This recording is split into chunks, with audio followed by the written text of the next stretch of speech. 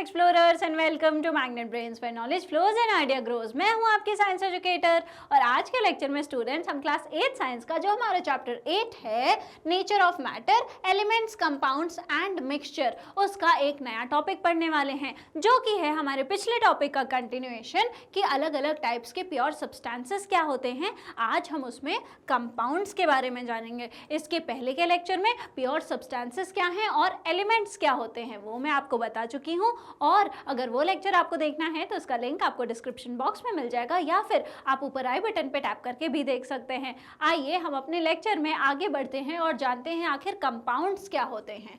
तो Why cannot we separate hydrogen and oxygen present in water by physical means? हमने electrolysis of water देखा था जहाँ पर उस एक्सपेरिमेंट में वाटर से हाइड्रोजन और ऑक्सीजन जो है वो अलग अलग हमको जो है गैस के फॉर्म में मिल रहे थे, लेकिन किसी भी फिजिकल तरीके से जैसे कि स्ट्रेन करके, फिल्टर करके, मैग्नेट की हेल्प से, ऐसे किसी फिजिकल तरीके से आप वाटर में से हाइड्रोजन और ऑक्सीजन को क्यों सेपरेट नहीं कर पाते हैं।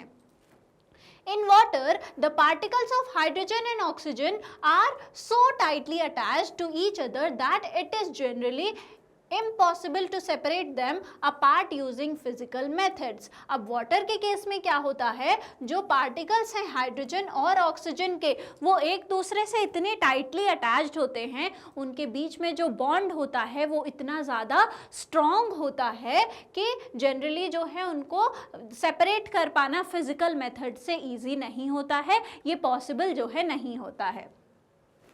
और इसीलिए वाटर को हम क्या कहते हैं, वाटर को हम कंपाउंड कहते हैं। ठीक है, एलिमेंट नहीं बोलेंगे। एलिमेंट जो है वो प्योर सब्सटेंसेस होते हैं जो एक ही तरीके के पार्टिकल से बने होते हैं, वो सिंपलेस्ट फॉर्म में क्या कहलाते हैं, एलिमेंट कहलाते हैं।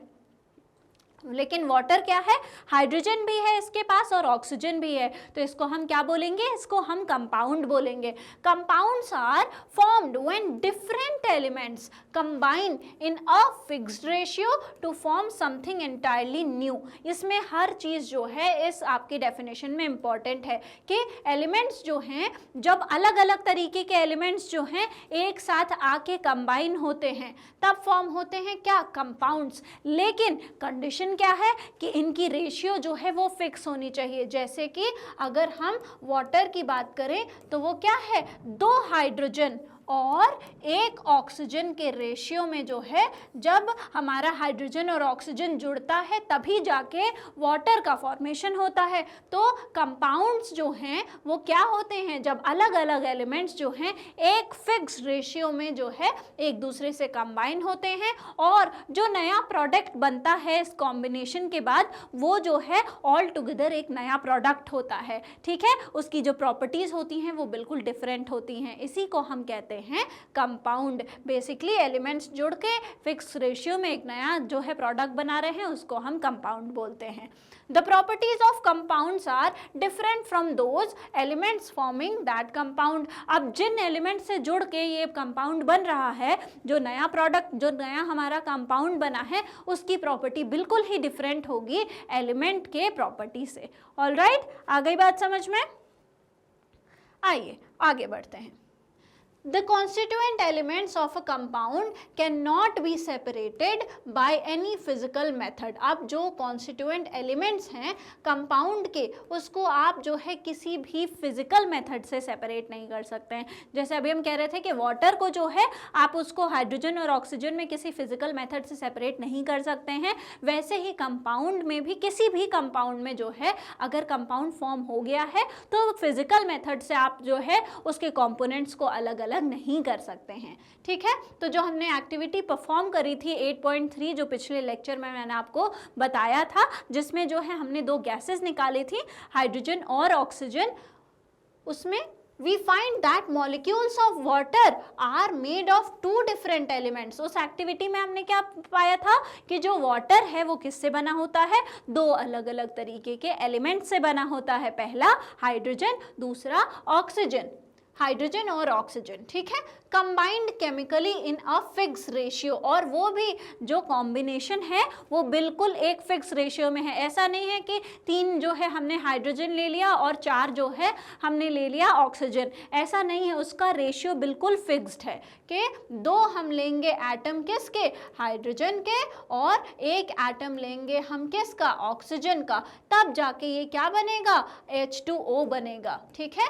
2 हम हाइड्रोजन के एटम लेते हैं, 1 ऑक्सीजन के एटम लेते हैं, और तब जाके ये क्या बनता है, H2O बनता है। ऑलराइट, तो the ratio of the number of atoms of hydrogen to oxygen in water has been found to be 2:1। तो वो जो फिक्स रेशियो की बात कर रहे थे वो क्या है, हाइड्रोजन और वाटर का जो है 2:1 का रेशियो होता है, मतलब कि 2 पार्ट हाइड्रोजन अगर होगा तो 1 पार्ट ऑक्सीजन जोड़ के क्या बनाएगा, वो बनाएगा हमारा वाटर, ठीक है।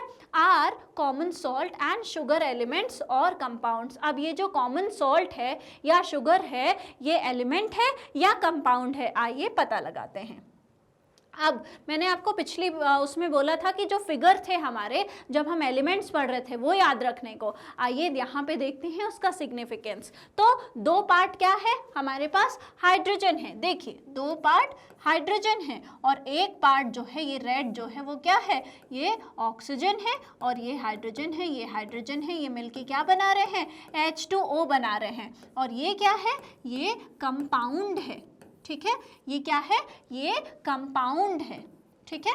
और हमने जो है वहाँ पे जो फिगर थी वो मॉलिक्यूल्स की थी, ये दोनों ही जो थे वो हाइड्रोजन ही थे, ठीक है, वो क्या थे, हाइड्रोजन ही थे, तो हम इसको क्या कह रहे थे, ये मॉलिक्यूल है, ठीक है, ये क्या है, मॉलिक्यूल है, और ये कंपाउंड है। ऑलराइट, आ गई बात समझ में, आइए आगे बढ़ते हैं और देखते हैं कि जो सॉल्ट है, शुगर है, वो एलिमेंट है या फिर कंपाउंड है। तो सॉल्ट को, जो नॉर्मल सॉल्ट है वो क्या है, सोडियम क्लोराइड कहते हैं, Na, जिससे हम सोडियम को वो करते हैं, डिनोट करते हैं, और क्लोराइड जो क्लोरीन, जिससे हम Cl को जो है हम उसको Cl से जो है क्या करते हैं, डिनोट करते हैं। तो ये जो है नॉर्मल जो हमारा टेबल सॉल्ट होता है उसका फॉर्मूला होता है क्या, सोडियम क्लोराइड। अब सोडियम जो है एक सॉफ्ट मेटल है, ये हम पढ़ चुके हैं कि सोडियम एक सॉफ्ट मेटल होता है, इतना सॉफ्ट होता है कि उसको जो है आप नाइफ से कट कर सकते हैं,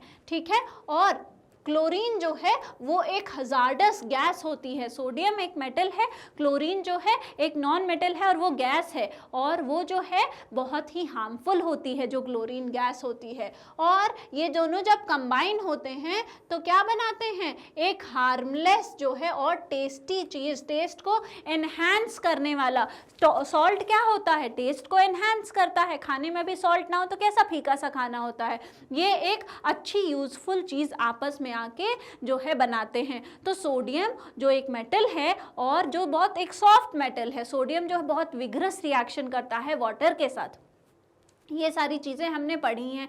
तो सोडियम एक अलग चीज़ हो गई, क्लोरीन की प्रॉपर्टी बिल्कुल अलग है सोडियम से, ये दोनों जब कंबाइन हुए तो इन्होंने तीसरा एक नया प्रोडक्ट बना लिया जिसको हमने क्या बोला, जिसको हमने बोला सॉल्ट, ठीक है।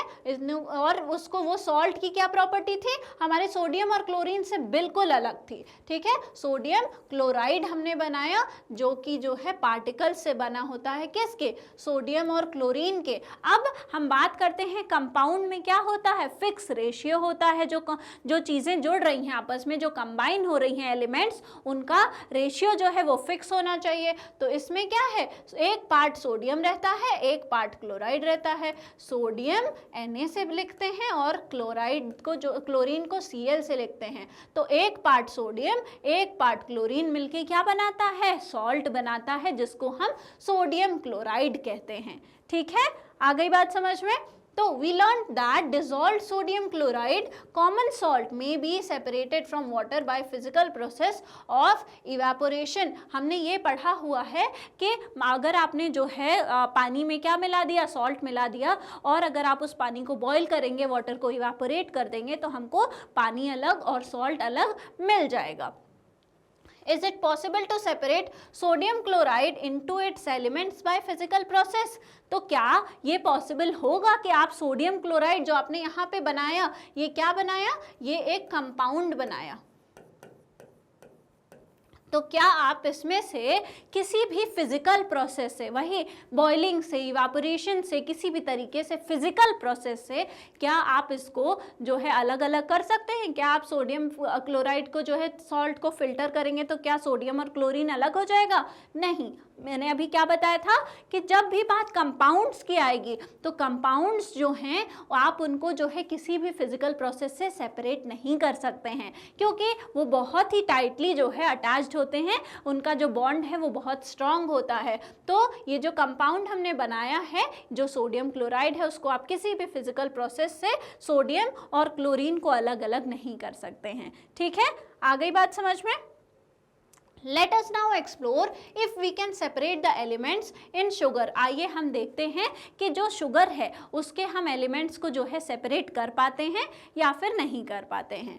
ठीक है, तो एक्सपेरिमेंट में क्या करना है, हमको 1 टीस्पून ऑफ शुगर लेना है और उसको जो है बॉइलिंग ट्यूब में रखना है। ऑलराइट, बॉइलिंग ट्यूब मतलब ऐसा नहीं है कि कोई ट्यूब जो है पानी में है बॉईल हो रही, नहीं, एक जो नॉर्मल टेस्ट ट्यूब होती है जिसको हम गर्म कर सकते हैं, उसमें हमको क्या रखना है, उसमें जो है हमको थोड़ा सा शुगर रखना है। Alright, heat it gently. अब आपको उसको क्या करना है, उसको जेंटली जो है हीट करना है, उसको जो है हमको स्पिरिट लैम्प के ऊपर होल्डर से पकड़ के जो है हीट करना है। आप क्या ऑब्जर्व करेंगे, आपकी ऑब्जर्वेशन जो है वो क्या होगी?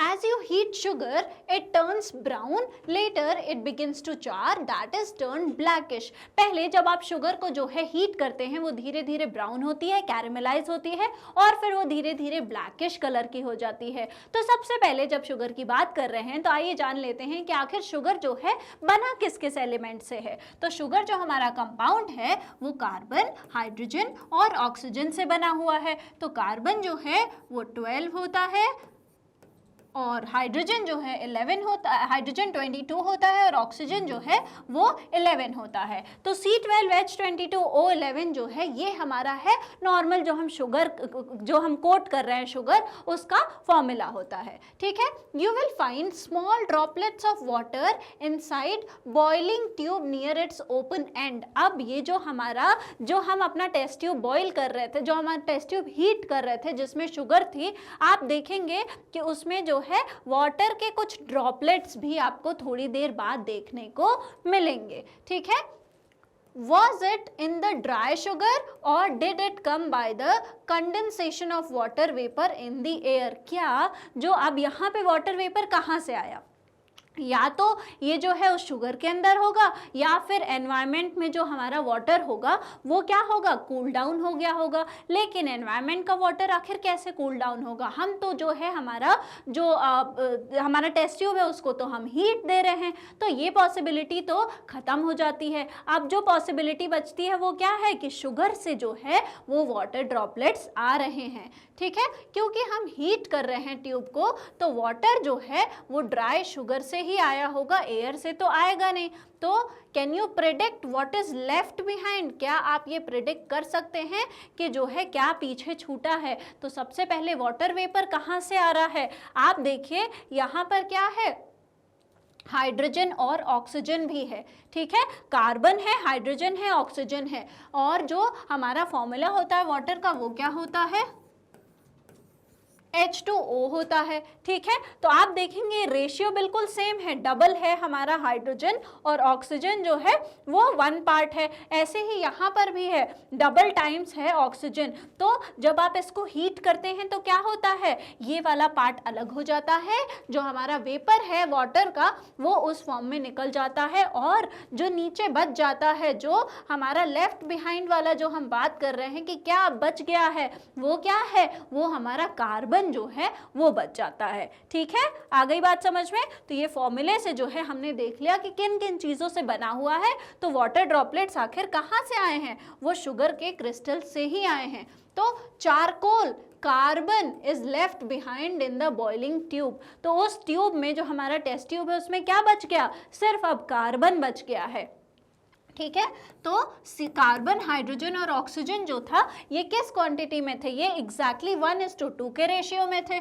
ठीक है, ये एग्जैक्टली 1:2 के रेशियो में थे। और उसके बाद क्या बचा था, हमारा कार्बन बचा था। यही जो है चारकोल के फॉर्म में जो है क्या होता है, बच जाता है। ठीक है, you can scoop it out in a watch glass. अब आप क्या कर सकते हैं, इसको जो है निकाल के एक वॉच ग्लास में जो है रख सकते हैं और फिर एक्सप्लोर कर सकते हैं कि ये जो है कोल की तरह, क्योंकि चारकोल क्या है, हमारा कार्बन है, कोल भी हमारा कार्बन ही होता है, ये हमको पता है। तो ये जो है कोल की तरह बिल्कुल बर्न होगा, ये आप जो है टेस्ट कर सकते हैं। शुगर जो है वो डिकम्पोज होती है हीटिंग पे और कार्बन और वाटर को फॉर्म करती है। जब आप शुगर को हीट करेंगे तो वो क्या क्या बनाएगी, कार्बन बनाएगी और जो है वाटर बनाएगी। ठीक है, जब आप शुगर को क्या करेंगे, हीट करेंगे, तो क्या क्या बनेगा, वाटर बनेगा और कार्बन बनेगा। ठीक है, ये जो है ये चीजें फॉर्म होती हैं। As you know water consist of hydrogen and oxygen, क्योंकि हमको पता है वाटर में क्या क्या होता है, हाइड्रोजन भी होता है, ऑक्सीजन भी प्रेजेंट होता है। हेंस शुगर जो है वो एक एलिमेंट नहीं है। ठीक है, हमको पता है कि जो हमने शुगर है उसको जब ब्रेक किया तो वहाँ से वाटर वेपर भी निकला, वहाँ से कार्बन भी निकला। तो वाटर वेपर जो निकला वो किसके, वो दो अलग अलग एलिमेंट्स का बना हुआ है। कार्बन एक अलग एलिमेंट है, आप देख रहे हैं ये कॉम्बिनेशन जो है अलग अलग एलिमेंट्स का है। तो क्या हमारा जो शुगर का क्रिस्टल है वो एक एलिमेंट है, क्या एक ही तरह के सारे पार्टिकल्स प्रेजेंट हैं, नहीं, उसमें कार्बन भी है, हाइड्रोजन भी है, ऑक्सीजन भी है। इसलिए जो हमारा शुगर है वो एक एलिमेंट नहीं है, वो क्या है, एक कंपाउंड है। ऑलराइट, आ गई बात समझ में। It may be stated that sugar is a chemical compound consisting of the elements carbon, hydrogen and oxygen। तो हम क्या कह सकते हैं कि जो शुगर है वो एक केमिकल कंपाउंड है। ठीक है, आपने एक बार एवर हर्ड ऑफ में क्वेश्चन भी हमको मिला था कि बताओ सॉल्ट है, शुगर है, मिल्क है, ये क्या है। तो ये हमको पता चल गया क्या है, ये जो है एक कंपाउंड है। ठीक है, ये एक केमिकल कंपाउंड है जिसमें अलग अलग एलिमेंट्स प्रेजेंट हैं। कौन कौन से एलिमेंट्स प्रेजेंट हैं, कार्बन प्रेजेंट है, हाइड्रोजन प्रेजेंट है और ऑक्सीजन भी प्रेजेंट है। Alright, let us explore more about compounds. अब एक और एक्टिविटी करेंगे और जो है हम कंपाउंड्स के बारे में और जानेंगे। ठीक है, क्या करना है हमको, 5.6 ग्राम जो है आयरन की फिलिंग्स ले लेनी है। 5.6 ग्राम बिल्कुल बारीक आयरन के पाउडर ले लेने हैं और 3.2 ग्राम्स जो है सल्फर का पाउडर ले लेना है। 3.2 ग्राम्स क्या लेना है, सल्फर पाउडर लेना है। ठीक है, एक वॉच ग्लास पे इसको ले लीजिए और ऑब्जर्व करिए इनको केयरफुली। क्या करना है हमको, इनको बहुत ही केयरफुली जो है हमको ऑब्जर्व करना है। ठीक है, अब इनको मिक्स कर दीजिए अच्छे से। हमने पहले दो अलग अलग जगह, एक जगह आयरन लिया, एक जगह सल्फर लिया और उसके बाद हमने क्या किया, उसको ऑब्जर्व किया, उसका कलर देखा, दोनों का कलर जो है बिल्कुल अलग अलग है। अब एक अलग जो है पेट्री डिश ली और उसमें जो है इन दोनों को अच्छे से क्या कर दिया, मिक्स कर दिया और इस मिक्सचर को हमने बोला कि ये सैंपल ए है। ठीक है, अब उस मिक्सचर को भी आप अच्छे से देख लीजिए कि उसका कलर जो है वो क्या बन गया है। इज दिस अ यूनिफॉर्म और नॉन यूनिफॉर्म मिक्सचर, क्या ये जो मिक्सचर है वो यूनिफॉर्म टाइप का है या फिर नॉन यूनिफॉर्म टाइप का है। क्योंकि ये मैनुअली मिक्स किया गया है तो ये एक नॉन यूनिफॉर्म तरीके का जो है मिक्सचर होगा। Can you still observe both iron and sulphur as separate substances, क्या आप जो है इसमें जो हमने मिक्सचर बनाया था यहाँ पे क्या आपको आयरन और सल्फर अलग अलग दिख रहा है, बिल्कुल हमको अलग अलग दिख रहा है। और इसको जो है अगर मान लीजिए हम इसके ऊपर मैग्नेट जो है ले आए तो ये आराम से जो है आयरन की पीसेस को मैग्नेट अट्रैक्ट कर लेगा और वो सल्फर से जो है सेपरेट भी हो जाएगी। तो ये जो है नॉन यूनिफॉर्म तरीके का एक मिक्सचर यहाँ पे बना हुआ है। Take half of sample A in a china dish and gently heat it. अब वो जो हमने मिक्सचर बनाया है उसका आधा सैंपल एक चाइना डिश में लीजिए और उसको क्या कर दीजिए, उसको जो है हीट कर दीजिए, उसको गर्म कर दीजिए, which with continuous stirring until a black mass is formed. अब हमको इसको कब तक जो है गर्म करना है, जब तक उसको अच्छे से स्टर भी करते रहिए बीच बीच में, और जो है हमको ये तब तक करते रहना है जब तक वो जो हमारा पूरा मिक्सचर था वो ब्लैक कलर का एक मास ना बन जाए, पूरा टर्न हो जाए किस कलर का, ब्लैक कलर का। और जो कंटेंट है उसको जो है ठंडा होने दीजिए, ठीक है। अब इसको जो ये जो ब्लैक कलर का आपने बनाया है, ठीक है, इसको एक मोर्टार में लीजिए, मोर्टार पेस्टल होती है ग्राइंडिंग के लिए, उसमें लीजिए और इस मास को अच्छे से जो है क्या करना है, आपको ग्राइंड करना है, बिल्कुल जो है एक पाउडर बनाना है, ठीक है। अब इसको जो है एक वॉच ग्लास पे लीजिए और इस सैंपल को हम बोलेंगे कि ये सैंपल हमारा बी है, ठीक है। तो सैंपल ए जो है मैनुअल मिक्सचर था आयरन और सल्फर का, और जब हमने हीट करके इसका कलर बदल दिया और उसको जो है हमने वापस से पाउडर फॉर्म में लाके इसको अब क्या बोल रहे हैं, सैंपल बी बोल रहे हैं। Alright, now you have two samples. अब हमारे पास एक सैंपल ए है, एक सैंपल बी है, ठीक है। अब एक सैंपल ए ऐसा दिखता है, सैंपल बी जो है ऐसा दिखता है। Compare both samples A and B step by step and record your observations in table 8.2। अब ये जो टेबल है हमारी, इसमें क्या करना है, यहाँ पर इस टेबल में आपको जो है अपने जो भी ऑब्जर्वेशंस हैं उनको लिखना है, और यहाँ पे जो भी चीज़ें हैं उसके बेसिस पे आपको ऑब्जर्वेशंस क्या करने हैं, लिखने हैं, ठीक है। तो सबसे पहले क्या क्या करना है, आइए वो देख लेते हैं। हमको क्या क्या कंपेयर करना है। सबसे पहले अपीयरेंस कंपेयर करेंगे कि अपीयरेंस जो है सैंपल ए का और सैंपल बी का कैसा है, उनका कलर और टेक्सचर दोनों को ही कंपेयर करके हम जो है अपनी उस टेबल में भरेंगे। उसके बाद मैग्नेट टेस्ट करेंगे, ठीक है। हम क्या करेंगे, दोनों ही सैंपल्स के पास मैग्नेट लेकर जाएंगे और देखेंगे किसमें जो है मैग्नेटिक प्रॉपर्टी बची है, किसमें नहीं बची है, ठीक है। और यहाँ पर हम दोनों ही सैंपल के साथ करेंगे और अपने ऑब्जर्वेशन को अपनी टेबल में क्या करेंगे, हम नोट करेंगे। थर्ड क्या करना है, हमको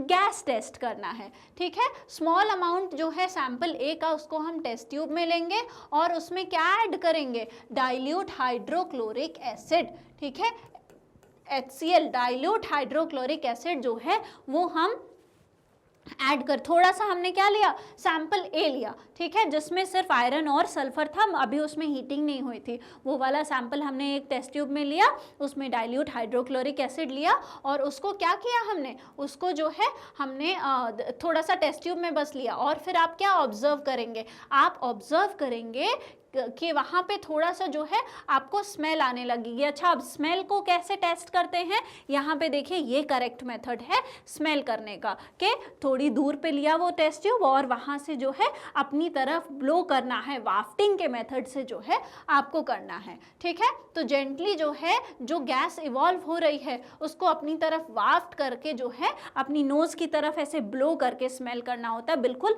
वहाँ पे अपनी नोज़ ले जाके और तेज़ी से स्मेल नहीं करना होता है। तो ये भी हम अभी जो है आगे करेंगे। तो ये तीन चीज़ें जो है हमने गैस टेस्ट भी कर ली। अब जो गैस इवॉल्व हुई है, ठीक है, उसको क्या करना है, उसके पास ले आना है एक बर्निंग स्प्लिंटर, एक छोटा सा स्प्लिंटर ले आइए जो उसके जल रहा है, और या फिर एक लाइटेड कैंडल ले आ सकते हैं आप टेस्ट ट्यूब के माउथ के पास। फिर आप क्या ऑब्जर्व करेंगे, ठीक है, आप जो है क्या ऑब्जर्व करेंगे, ये जो है आपको ले आकर देखना है, टेस्ट करना है कि आखिर कौन सी गैस जो है इवॉल्व हुई है, ठीक है। टेंशन नहीं लेनी है, अभी हम ये सब चीज़ें जो है करेंगे। और इस टेबल को जो है हमको क्या करना है, फिल करना है कि कलर कैसा है, टेक्सचर कैसा है, मैग्नेट टेस्ट कैसा आया, ओडर कैसी है उस गैस की जब हमने डाइल्यूट हाइड्रोक्लोरिक एसिड मिलाया, और बर्निंग के बाद क्या हुआ, हमने जब बर्निंग टेस्ट की कैंडल ले जाके तो क्या हुआ, ये सारी चीज़ें हम देखने वाले हैं।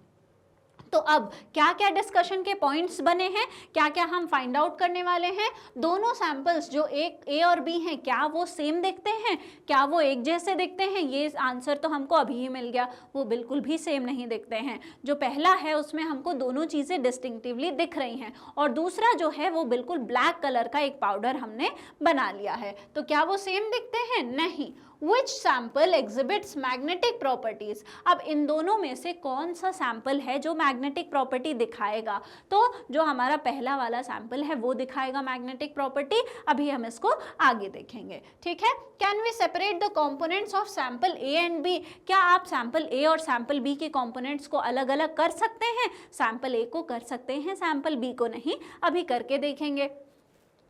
On adding dilute hydrochloric acid, do gases evolve in sample A and B? तो जब आपने dilute hydrochloric acid डाला था टेस्ट ट्यूब्स में, तो जिसमें सैंपल A था और दूसरे में सैंपल B था, तो क्या कोई गैस जो है इवॉल्व हुई थी? इन बोथ केसेस क्या जो हमारे गैसेस हैं उनका स्मेल सेम था या फिर डिफरेंट था? Also categorise the substances used in the activity into mixture, compounds and elements. और हमको क्या करना है कि जो भी चीज़ें हमने यहाँ पर यूज़ करी हैं उनको मिक्सचर में, कंपाउंड में और एलिमेंट के फॉर्म में जो है आपको कैटेगराइज करना है। ऑलराइट, आइए समझते हैं, करते हैं।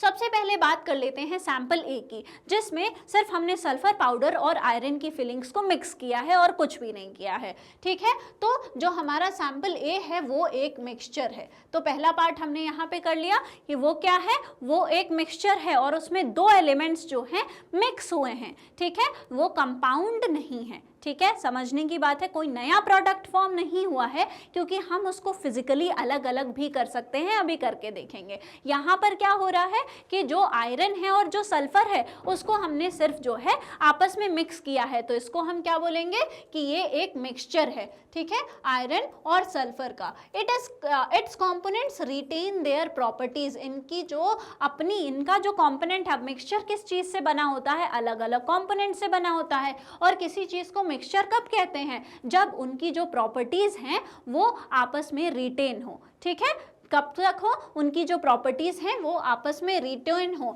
And their black and yellow coloured particles can be seen, और उसके जो ब्लैक और येलो कलर के पार्टिकल्स हैं वो आप इजीली जो है अलग अलग देख सकते हैं। ये हो गया सैंपल ए के बारे में। जब इसके पास आप मैग्नेट लेकर जाएंगे तो क्या होगा, क्या वो मैग्नेट जो है अट्रैक्ट करेगा उन आयरन फिलिंग्स को, और अगर अट्रैक्ट करेगा तो क्या आप इस मिक्सचर को अलग अलग कर सकते हैं या नहीं? तो जब हम सैंपल ए के पास जो है मैग्नेट को लेकर आएंगे तो क्या होगा, ठीक है, जो आयरन फिलिंग्स हैं वो अट्रैक्ट हो जाएंगी, आयरन के पार्टिकल्स अट्रैक्ट होते हैं मैग्नेट से, और वो जो है आयरन और सल्फर से क्या होगा, यहाँ पे सेपरेशन हो जाएगा। आयरन जो है मैग्नेट अट्रैक्ट कर लेगा, पेट्री डिश में सिर्फ सल्फर बचेगा। तो क्या हम इसको सेपरेट कर सकते हैं? बिल्कुल हम कर सकते हैं, इसीलिए हम इसको मिक्सचर कह रहे हैं, जो दो एलिमेंट से मिक्स होकर बना हुआ है और फिजिकल मेथड से ये सेपरेट हो सकता है, ठीक है।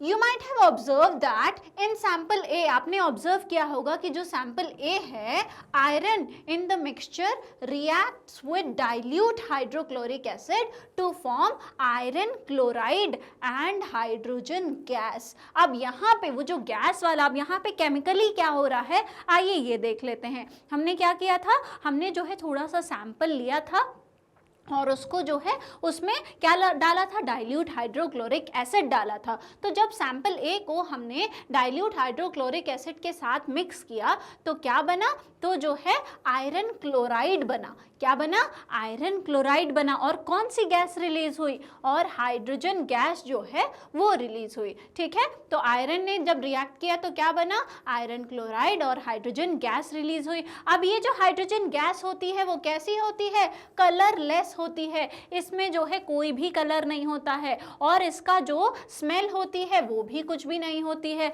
ये ओडरलेस होती है, मतलब इसकी कोई स्मेल नहीं होती है, इसमें कोई भी कलर प्रेजेंट नहीं होता है। लेकिन जब आप इसके पास जो है, आप जो है कैंडल लेकर जाएंगे तो क्या होगा, एक पॉपिंग साउंड आएगा। क्या आएगा, and burns with a pop sound। कैसे बर्न होता है, एक बिल्कुल जो है पॉप साउंड से बर्न होता है, ठीक है, ऐसे। जैसे कि ये बर्न हो रहा है, ऐसे पॉप साउंड से बिल्कुल ये जो है बर्न हो जाता है। ठीक है, आ गई बात समझ में? सैंपल ए की चीजें जो हैं वो क्लियर हो गई। तो क्या रिएक्शन हुआ यहाँ पर? आयरन को डाइल्यूट हाइड्रोक्लोरिक एसिड के साथ हमने डाला तो आयरन क्लोराइड बना और हाइड्रोजन गैस बना। अब ये जो हाइड्रोजन गैस है ये कैसा होता है? इसमें ना कोई कलर होता है, ना कोई स्मेल होती है, और ये जो है कैसे बर्न होता है? पॉप साउंड के साथ बर्न होता है। ऑलराइट, आइए अब देखते हैं कि और सल्फर के साथ क्या हुआ। ठीक है, सल्फर क्या है? सल्फर जो है येलो सॉलिड की तरह जो है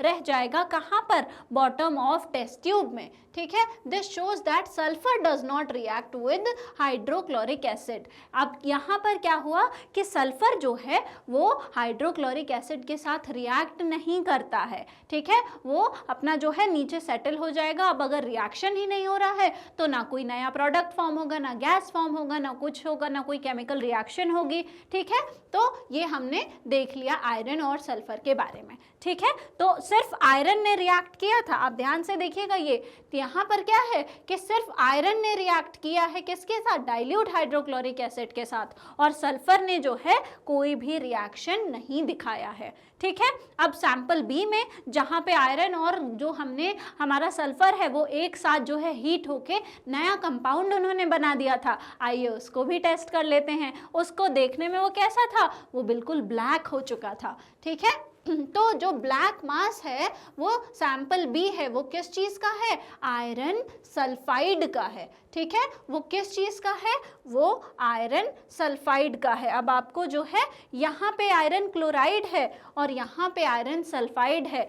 हाइड्रोक्लोरिक एसिड था, उसका क्लोरीन जो है मिलके यहाँ आयरन क्लोराइड बना है। बिल्कुल कंफ्यूज नहीं होना है कि आयरन क्लोराइड की जगह सल्फाइड लिखा है, नहीं, बिल्कुल नहीं। आयरन के साथ हाइड्रोक्लोरिक एसिड था, इसलिए क्या बना? आयरन क्लोराइड बना। अब ये जो दोनों मिक्सचर था उसमें क्या था? आयरन के साथ सल्फर भी था। दोनों को जब हमने एक साथ मिक्स किया, गरम किया था चाइना डिश में, तो क्या हुआ? तो वहां पे बना हमारा आयरन सल्फाइड। ठीक है, क्योंकि सल्फर था तो हम इसको क्या नाम दे रहे हैं? आयरन सल्फाइड नाम दे रहे हैं। ठीक है, हम क्या ऑब्जर्व करते हैं कि जो टेक्सचर और कलर है वो पूरा सेम है थ्रू आउट। पूरा मतलब पूरा का पूरा ब्लैक हो चुका है। ऐसा नहीं है कहीं येलो सल्फर प्रेजेंट है, कहीं आयरन प्रेजेंट है, नहीं, पूरा का पूरा सिर्फ आयरन सल्फाइड ब्लैक कलर का इवनली प्रेजेंट है। ठीक है, it is formed by heating the two elements, iron और सल्फर। और ये कैसे बना था? हमने आयरन और सल्फर जो दो अलग अलग एलिमेंट्स थे इनको एक साथ लाके हमने जो है हीट किया था, तो एक इवन मिक्सचर ऑफ आयरन और सल्फाइड, एक नया कंपाउंड फॉर्म हुआ जिसको जो है अब आप अलग नहीं कर सकते हैं किसी फिजिकल मेथड से। ठीक है, it is not attracted by a magnet. अब क्वेश्चन क्या था? पहले हमने क्या क्वेश्चन था कि क्या दोनों सैंपल्स जो है मैग्नेट को अट्रैक्ट करते हैं? तो सैंपल ए तो हमने देख लिया, सैंपल बी भी देख लेते हैं। सैंपल बी में जो है मैग्नेट से को जो है ये अट्रैक्ट नहीं कर रहा है। मैग्नेट जो है इसके सैंपल को अट्रैक्ट नहीं कर रहा है। क्यों नहीं कर रहा है? क्योंकि अब एक नया प्रोडक्ट फॉर्म हो गया है। नया जो है जो प्रोडक्ट है उसकी प्रॉपर्टी अलग है, उसकी प्रॉपर्टी आयरन जैसी नहीं है। आयरन सल्फाइड की अपनी अलग प्रॉपर्टी है, तो आयरन सल्फाइड के पास मैग्नेट से अट्रैक्ट होने की प्रॉपर्टी नहीं है। ठीक है, जो नया सब्सटेंस है वो कंप्लीटली डिफरेंट प्रॉपर्टीज वाला है आयरन और सल्फर से, और अब जो है आप इसको सेपरेट नहीं कर सकते हैं किससे? फिजिकल मेथड से। तो अगर आप किसी फिजिकल मेथड से जो है सेपरेट नहीं कर पा रहे हैं, पूरा का पूरा जो है यूनिफॉर्म आपको एक नया प्रोडक्ट मिला है, तो ये किस चीज़ की वो है, किस चीज़ की प्रॉपर्टीज की तरफ आपको इंडिकेट कर रहा है? जो हमारे दो एलिमेंट्स हैं वो कंबाइन हुए हैं, अलग अलग एलिमेंट्स मिलके कंबाइन होते हैं, यूनिफॉर्म चीज़ बनाते हैं, नया सब्सटेंस बनाते हैं, और उस नए सब्सटेंस की जो प्रॉपर्टी है वो बिल्कुल अलग होती है, डिफरेंट होती है। तो यहाँ पे क्या बना? यहाँ पे एक कंपाउंड बना है। ठीक है, आयरन सल्फाइड जो है वो क्या है? वो एक कंपाउंड फॉर्म हुआ है। तो हम कह सकते हैं कि एक कंपाउंड जो है वो बना है। Can you explain why the magnet has no effect on sample B? क्या आप एक्सप्लेन कर सकते हैं कि सैंपल बी के पास जो मैग्नेटिक प्रॉपर्टी है वो क्यों लूज हो गई? तो इसलिए लूज हो गई क्योंकि कंपाउंड में एक नया अलग प्रोडक्ट बनता है। तो जब ये नया अलग प्रोडक्ट बना है तो अब इसके पास ये सेपरेट नहीं है, ये कॉम्बिनेशन में है सल्फर के साथ। तो जो नया प्रोडक्ट है उसके पास ये प्रॉपर्टी नहीं है। अगर वो सिर्फ आयरन होता तो उसके पास प्रॉपर्टी होती, लेकिन अब आयरन सल्फाइड बन चुका है तो इसलिए इसके पास जो है नई इस मैग्नेटिज्म की प्रॉपर्टी नहीं है। ठीक है। ऑल्सो जो सैंपल बी का आयरन सल्फाइड है वो रिएक्ट करता है डाइल्यूट हाइड्रोक्लोरिक एसिड के साथ और यहाँ पर क्या फॉर्म हो रहा है, यहाँ पे आयरन क्लोराइड और हाइड्रोजन सल्फाइड गैस बन रही है। ठीक है। सबसे पहले क्या बना हमारा कंपाउंड, जो ब्लैक कलर का कंपाउंड था वो क्या था, वो आयरन सल्फाइड था। ठीक है, वो क्या था, आयरन सल्फाइड था और उसमें हमने क्या मिक्स किया, डाइल्यूट हाइड्रोक्लोरिक एसिड मिक्स किया। तो इन दोनों के मिक्सचर से जब यहाँ पे केमिकल रिएक्शन हुआ तो क्या फॉर्म हुआ, यहाँ पे आयरन क्लोराइड बना। ठीक है, आयरन क्लोराइड बना, वापस से हाइड्रोजन सल्फाइड गैस निकली। वहां पे सिर्फ हाइड्रोजन गैस निकली थी, यहाँ पे कौन सी गैस निकली, हाइड्रोजन सल्फाइड गैस। अब इसकी स्मेल जो है वो रॉटन एग, सड़े हुए अंडे जैसी होती है। ठीक है, अजीब सी फाउल स्मेल इसमें से आती है। तो आप जो है रॉटन एग लाइक ओडर आपको देखने को मिलेगा। आप स्मेल करेंगे तो फाउल से स्मेल आएगी तो आपको पता चल जाएगा कि ये जो है हाइड्रोजन सल्फाइड की जो है स्मेल है। अब फ्लेम की बात कर लें तो वहाँ पे जब आप लेकर गए थे कैंडल तो पॉप साउंड हुआ था, यहाँ पे ब्लू कलर की फ्लेम जो है वो जलेगी। ठीक है, तो ये हो गया हमारा केमिकल रिएक्शन कि हमने आयरन सल्फाइड में जब डाइल्यूट हाइड्रोक्लोरिक एसिड डाला तो क्या बना, आयरन क्लोराइड और हाइड्रोजन सल्फाइड। ये क्या है, ये गैस जो है वो रिलीज हो गई। अब इस गैस का कलर भी जान लीजिए, ये गैस भी कलरलेस होती है। कैसी होती है, ये गैस जो है कलरलेस होती है और इसकी रॉटन एग लाइक जो है ओडर होती है। तो ये हमने सारी चीजें अब देख ली। अब जो हमारा टेबल 8.2 था वो हमको फिल करना है। ठीक है, तो सबसे पहले जो सैंपल ए है उसका कलर कैसा है, आयरन का आयरन जैसा greyish colour, yellow colour sulphur का, और उसका टेक्सचर कैसा है, पाउडरी है। आप इजीली जो है दोनों को कलर के बेसिस पे जो है आप जो है डिस्टिंग्विश कर सकते हैं। वेयर सैंपल बी की बात करें तो पूरा का पूरा ब्लैक कलर का था हमारा सैंपल और टेक्सचर कैसा था, होमोजीनियस सॉलिड। जब हमने उसको मोटर पेस्टल में उसको जो है पाउडर फॉर्म में हम ले आए थे तो पूरा जो है यूनिफॉर्म मिक्सचर बना था और जो है उसको आप अलग अलग आप नहीं कर सकते हैं, अलग अलग उसमें आयरन और सल्फर नहीं दिख रहे थे, यूनिफॉर्मली जो है हमको आयरन सल्फाइड दिख रहा था। ठीक है, अब टेबल 8.2 को आगे कंप्लीट करते हैं। मैग्नेट टेस्ट, मैग्नेट टेस्ट जो है आयरन फिलिंग्स ने दिखाई थी, यहाँ पे जो है नहीं हुआ क्योंकि आप सेपरेट नहीं कर सकते हैं अब आयरन सल्फाइड में से आयरन को, वो एक नया प्रोडक्ट जो है बन चुका है। गैस टेस्ट में जब हम देखेंगे तो गैस टेस्ट में सबसे पहले यहाँ से कौन सी गैस निकली थी, हाइड्रोजन गैस निकली थी। ठीक है, और यहाँ से हाइड्रोजन सल्फाइड गैस निकली थी।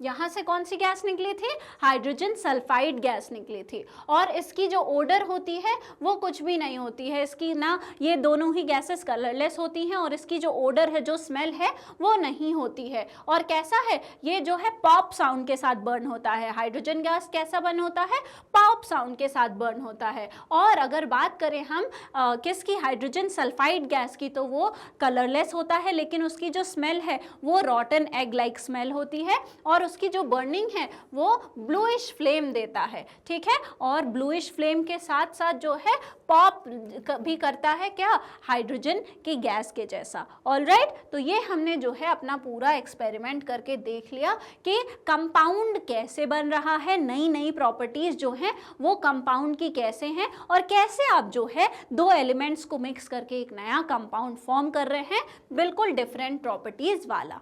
ठीक है। अब एक बार हम मिक्सचर और कंपाउंड के बीच में जो है अलग अलग हम डिस्टिंग्विश कर लेते हैं। अब हमने क्या पढ़ लिया, हमने प्योर सब्सटेंस भी पढ़ लिया, हमने मिक्सचर भी पढ़ लिया। आइए मिक्सचर और कंपाउंड के बीच में एक बार हम डिस्टिंग्विश कर लेते हैं। तो सबसे पहले कौन सी प्रॉपर्टी के बेसिस पे, फॉर्मेशन। मिक्सचर में कोई भी चीज़ फिजिकली मिक्स हो रही है और यहाँ पे केमिकल जो है रिएक्शन देखने को मिलता है। कॉम्पोजिशन कैसा होगा, इसमें पूरा फिक्स रेशियो में होगा, यूनिफॉर्म कॉम्पोजिशन होगा।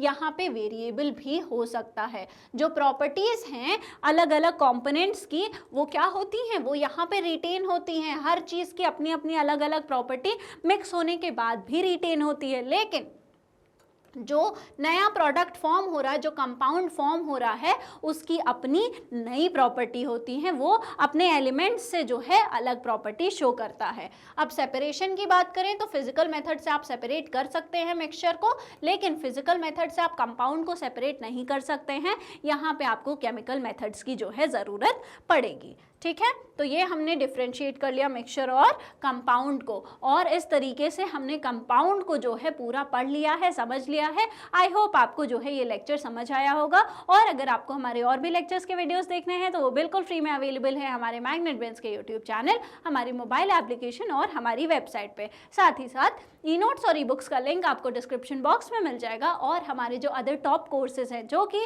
इंग्लिश और हिंदी दोनों ही मीडियम में हैं, वो भी हाई क्वालिटी में अवेलेबल हैं। तो इस लेक्चर को ज़्यादा से ज़्यादा शेयर करिए, लाइक करिए, हमारे चैनल को सब्सक्राइब करिए, पढ़ते लिखते रहिए, हंसते मुस्कुराते रहिए। Thank you very much.